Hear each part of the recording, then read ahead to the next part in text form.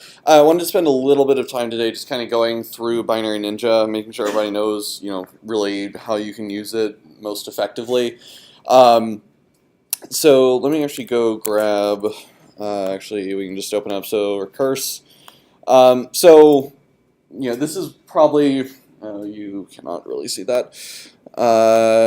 Let's make this, so a little bit more readable, at least. Turn off. Which one is it again? Oh, not that.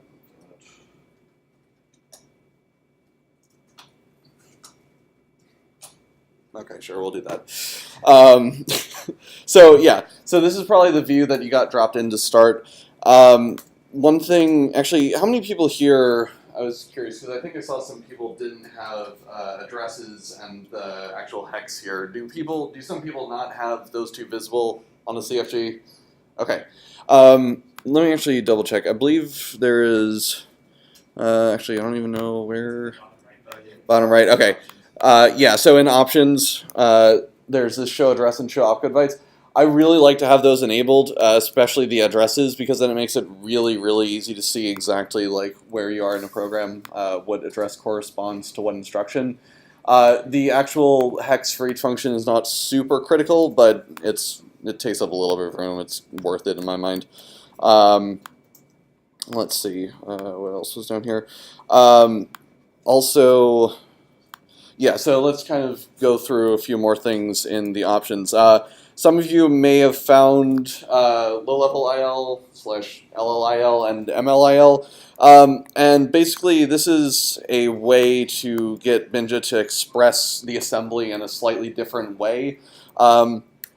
Intermediate languages, or ILs, are basically a simplification in some ways of the assembly. Primarily, their goal is to take regardless of the underlying architecture, so regardless of whether this is Intel x86 or ARM or MIPS or PowerPC or whatever, the goal is to basically take those actual architectures and lift them into a common intermediate language.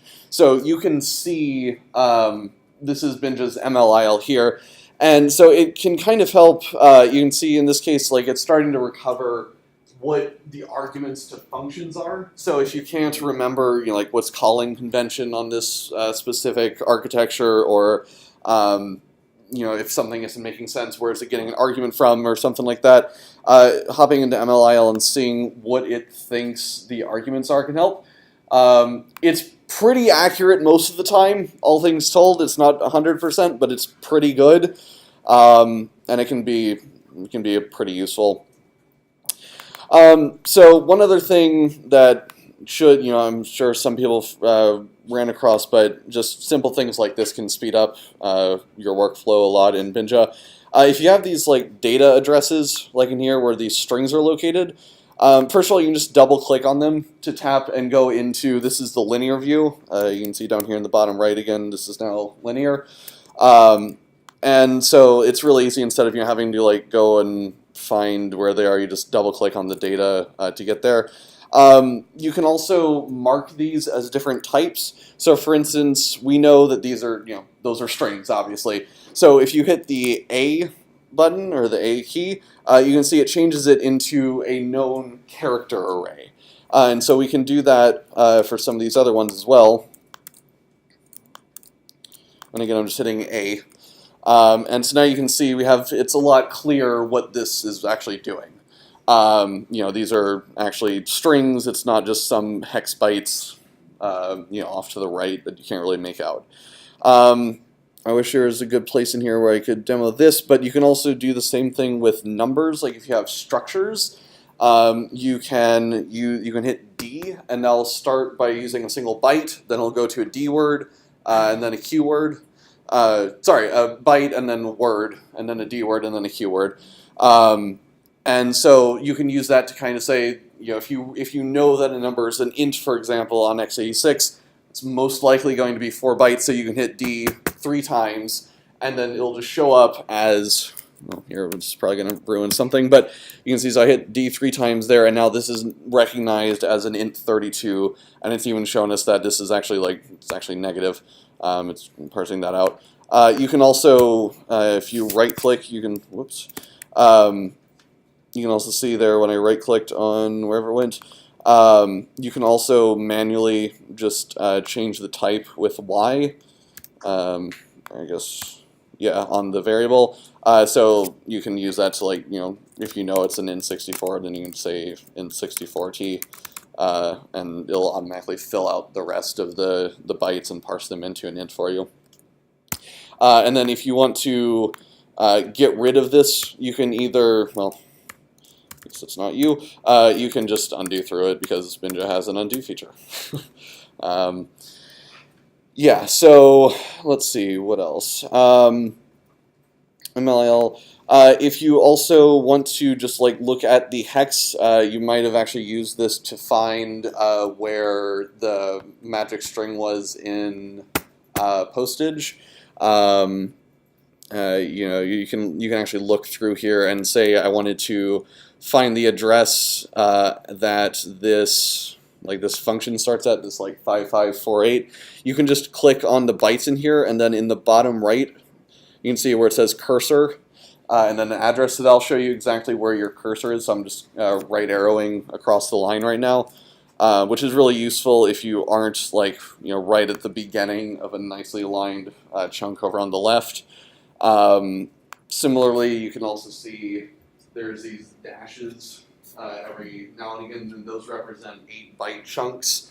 So, over here, this is the beginning of something, something, something, hex 80, and then you can go 8 bytes to the right and see that's the next, that's hex 88, and then that's 9098, and you can go through there.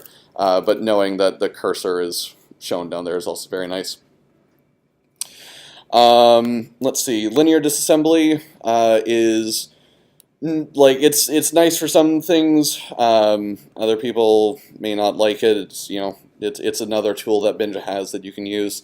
Again, that's just down here in the bottom right corner. You can also hit space to switch between the two, between the graph and the linear view. Let's see. Then linear also shows you the different variables, the different stack locals that it's detected up at the top. If we go back into the graph and into, say, an MLIL, you can see one thing about how MIL represents some things. It can be a little bit weird. For instance, what's this zx.q? A lot of people ask me, what does that mean? And basically, in this case, zx just means zero extend. So if we have, var10, we can see is, well, here if I actually go back to linear. Oh boy. We can see var10 here is recognized as an int32, right? So it's 4 bytes long. However, most of the operations that this compiled to are using the full 64-bit register. So to preserve that information, Binja said we're going to zero extend the 32-bit register out to fill the entire 64-bit register, and then the .q just means the quad word from that. So in some places, you might see, let's see if there's one inside a recurse. Nope. You might see some operation and then .q and then another operation .d or something like that. So that would say take the quad word from the inner operation, do whatever outer operation, and then take the d word from that. Then you'll also see something kind of similar with how you'll have dot register name. So again, this is basically just saying take arg3 and say this is from EDX, not from RDX, not from DX, just from EDX. Let's see, and then in MLIL you also get basically full types for all of the intermediate steps, so you can make it kind of nice to track. And with that, again, we can actually type each one of these. So if we know that, for instance, one of these is a pointer or a string pointer that Binja hasn't picked up on, you can just hit Y on it and say, no, this is a car star, and it will then, if there is analysis that relies on that, it will update the analysis, say, hey, that's a character pointer, and that may yield better results. However, Binja actually does pretty darn good analysis of of figuring out what types things are. I guess one other thing about MLIL, you'll see this a lot. It loves to condense expressions into these like if condition, then 7 at something, else 8 at something. Basically, the first part of this, the like if var 18 is not hex 10c. Okay, that's pretty obvious. What is this 7 though? And basically, all the 7 is that's literally just saying on the left you can see these. This is like essentially the nth MLIL instruction that was lifted. So it's just saying go to the 7th instruction, which is actually at this address in the original assembly. That's all this is meaning, and so you can C7 and then be like, okay, that's down here. You can also just kind of like follow the flow lines with this. Ooh, that's not what I wanted.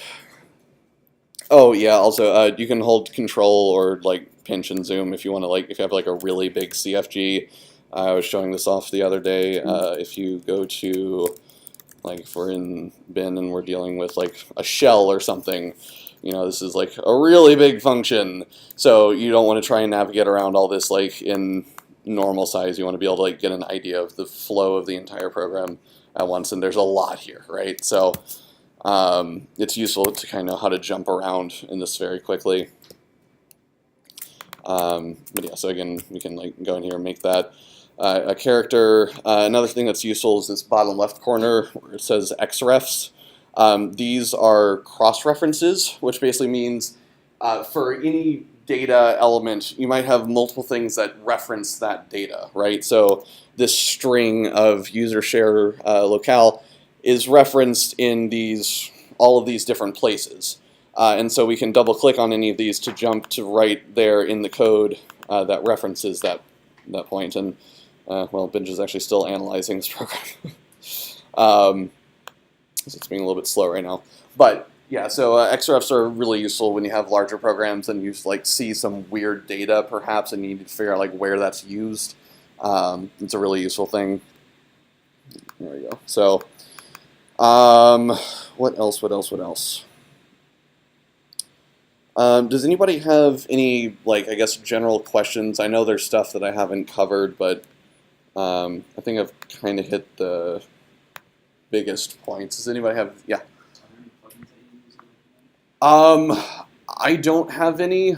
There's one official plugin, but it does advanced stuff that we don't really care about in the class. Josh, any plugins you can think of that are nice? Like there's a whole. Most of the good plugins right now are architecture plugins, which they don't really need. Yeah. In terms of adding features to binary nature, it's still pretty young. Yeah. So there's not much. Let's see, where's the list? There are, even though this is like Josh said, relatively young, there are still a decent amount of plugins. This is the well, no, that's not all of them. Where was it? Yeah. So you can see like all of these. Again, we don't really care about most of them, but if there's something in here that looks interesting, that you might want to, like, say you're working on, if you want to use Binja to work on some like little tiny like Arduinos or AVRs, it's got an AVR architecture disassembler, so you can just plug this in and then start disassembling like Arduino firmwares, basically. So yeah, there's a lot of stuff like that. There's also Kevin actually put out in linear IL view. If you like, if you like the MLIL or LLIL view, but want to see it in this linear form, it's an option. I honestly don't really use the linear disassembly all that much. I usually stay in the graph just because it's a bit easier to see kind of the flow of things, which ends up being more and more important when you're working on large programs, right? You don't want to spend hours on every single instruction trying to figure out exactly what it does. you get to a point relatively quickly where you almost just want to like summarize and say like, okay, that doesn't look like it's touching the data that we're interested in, so let's just like skip that entire block and move on to something else, move on to the next block. Yeah, so Max. I had two useful things that I found plugins. One of them is called Explain Instruction, and it'll give you a little like English explanation of what the instruction you're on is. And another one is called Binja Bookmarks, which will let you bookmark memory addresses to check out for a later date. Okay. If you have something important that you keep referring to. Okay, cool. Yeah, so like I said, the list was it github.com/vector35 community plugins if you want to look at them. But yeah, and there's a scripting API if you get really crazy and you want to write your own. Basically everything that you do in the UI, including people write their own disassemblers for different architectures, so you can even you can do that. You can basically change the UI almost however you want. If you want to write a plugin for something, but yeah, it's most likely we won't help you with that because that's way out of the scope of the class. So, but yeah, I don't think there is anything else. Okay. We've done as much with that, but just in Tilda. Yeah, so if you hit tilde, there is, like I said, Elvis is scriptable, and they give you a Python shell that's basically right in, so down here at the bottom. Do you know actually what it doesn't? It's very limited though. You can't like tap complete on it or anything. But yeah, do you have a good example? Because I've never really ended up using the API, but I use it to mostly pull out constants. Okay. Do we want to go over strops? There's only 21 solves on it. yeah, sure, we can look through that. So let's go to week 5's, week 4, strops, not gen. Oh, I don't have a compiled version in here. Oh well. Let me open up a terminal that you might actually be able to read. All right.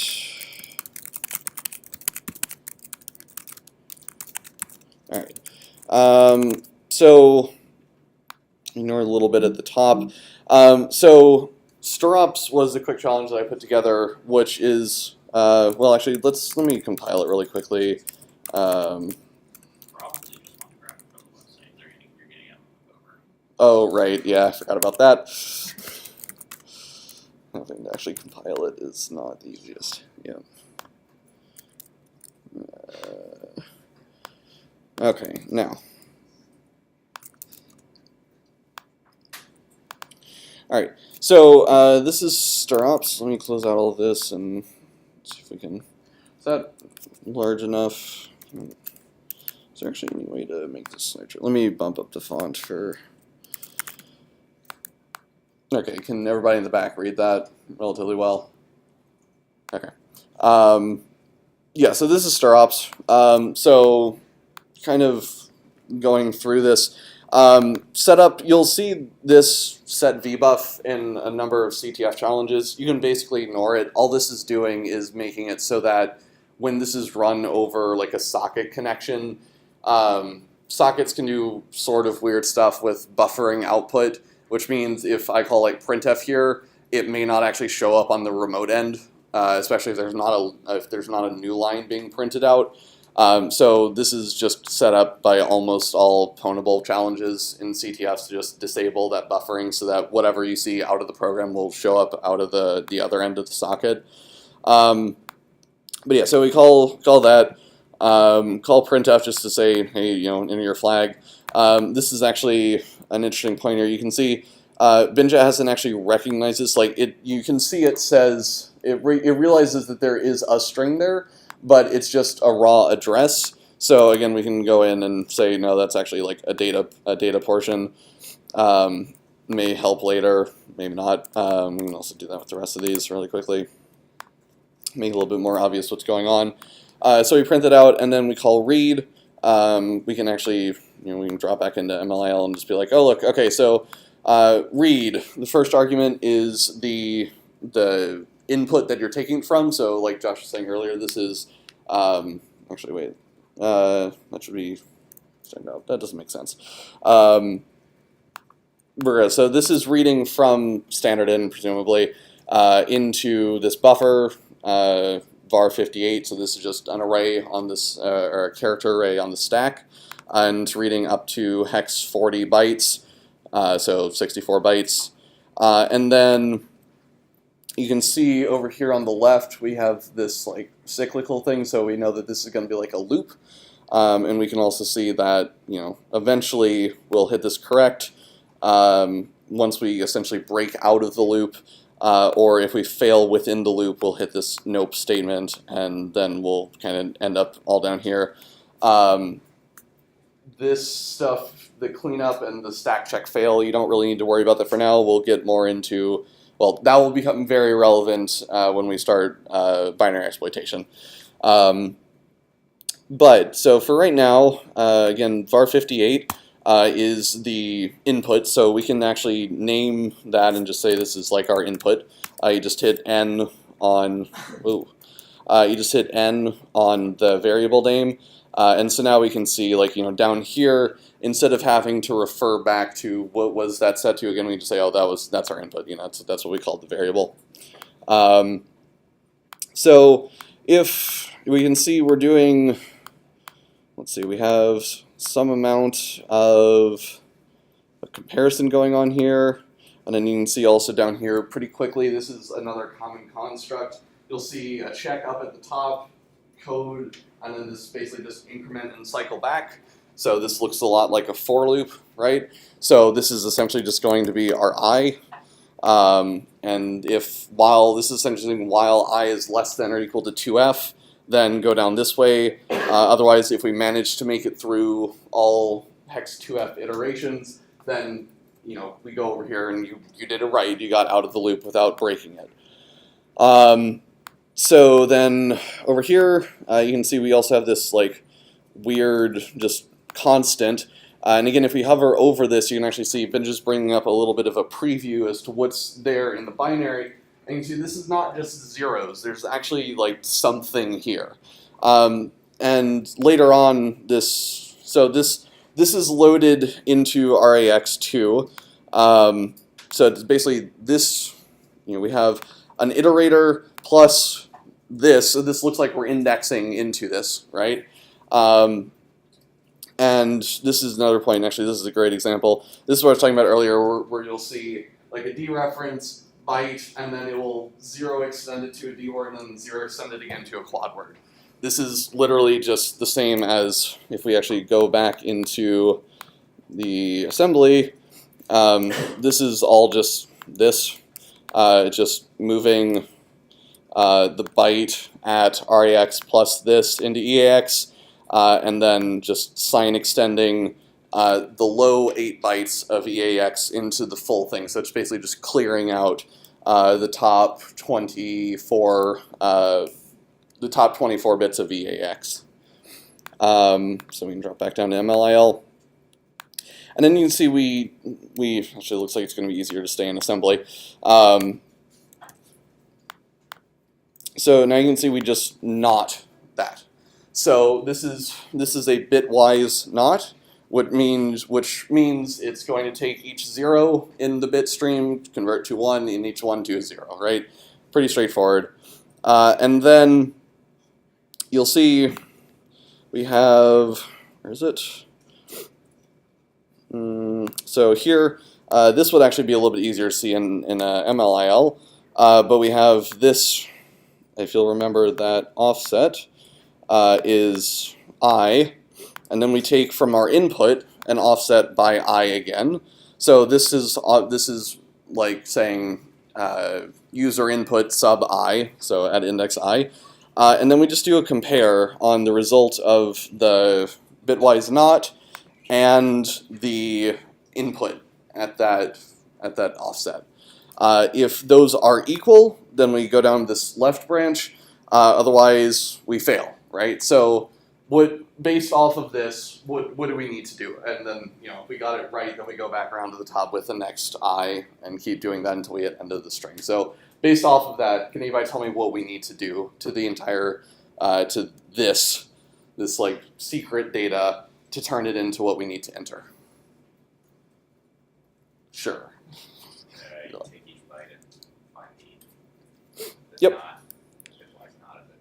Yep, exactly. So all we need to do is literally just bitwise negate all of these bytes, and then that'll be the thing that we need to enter. So back to Binja stuff for a minute. One of my main gripes with Binja right now is you actually can't just like click and drag to select bytes. So I actually usually find it easier to open this in an actual hex editor, and then just find the bytes in that file, because in here you can actually select stuff. Yes? If you press H where you are, select. In the hex editor view. Okay. There you go, TIL. But so you really can't do that in the normal. Okay. Okay, sure, it works. But yeah, so then we can actually use the built-in Python interpreter or IPython, because we can make it a little bit nicer on us. No. Okay. So Binja copied that as a hex encoded string, which is fine. And so now with a little bit of Python stuff, we need to do ordx and f and I need to turn that back into a character. That's not correct.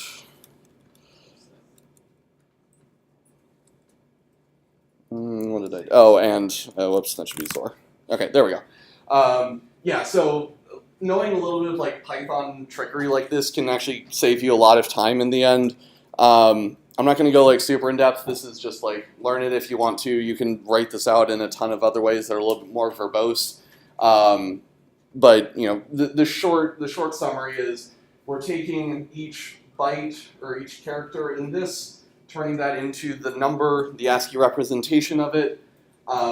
Not is equivalent to XORing with FF with all bits set, right?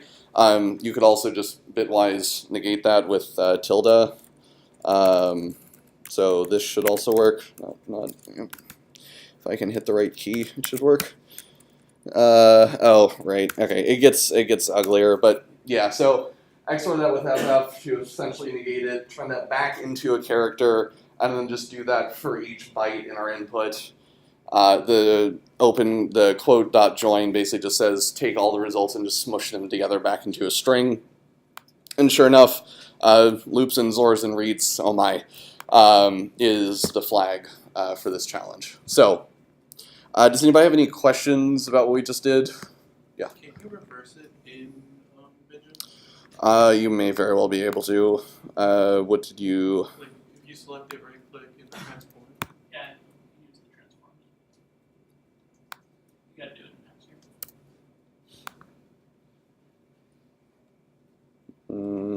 Select a bunch. Oh, you have to select it and then transform. Oh, okay. Yeah, so it looks like, let's see, what would that even be?